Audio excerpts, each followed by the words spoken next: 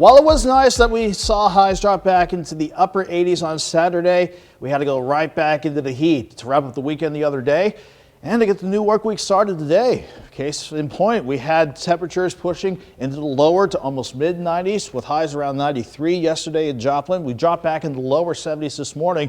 Then we just catapulted before more humidity worked in back into the upper 90s to about 100 degrees this afternoon. A little bit warmer than I was expecting, but earlier this evening we were seeing high enough humidity where we had heat advisories for a portion of northeast Oklahoma. Those have thankfully expired about an hour ago, so we all are looking quiet on the Skywatch storm tracker, at least right now.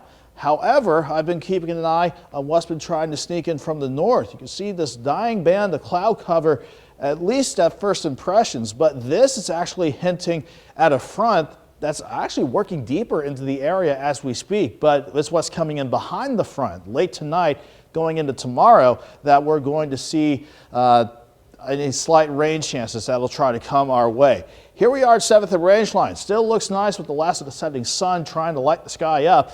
But it's still rather warm, in fact, quite warm. 89 in Joplin, feels like 94, though, with the dew point sitting at 70. Everyone's pretty much in the mid 80s to about 90.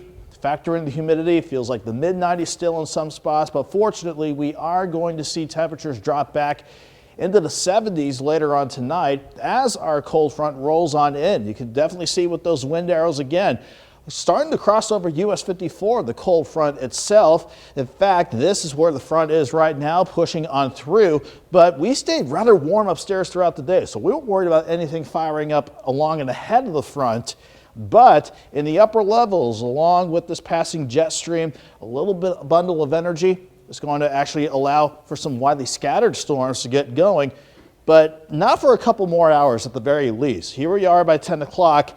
Quiet skies, then the cloud cover begins to pick up as we get into the overnight hours. We go from 2:30 there to about 7 o'clock. Latest indications want a little more scattering of rain and thunderstorm chances to get the morning drive started. These should not be too potent. If anything, maybe no stronger than 40-mile-per-hour wind gusts, maybe the smallest of hail, but something that Chris Warner will be tracking as we get your Tuesday morning started. Then as we go through the rest of the day, those rain chances will amscray, and behind it, drier and a little bit of cooler air as well. 73 in the morning, 83 by noon, pushing afternoon highs to about 89 degrees. Quick look at Tuesday night, Wednesday morning, we're dry, but once we see those lows drop back into the mid to upper 60s, we got to head right back into the lower 90s for our Wednesday with highs around 93. We'll push 96 Thursday, 99 on Friday as that darn upper level ridge Jordan builds back in.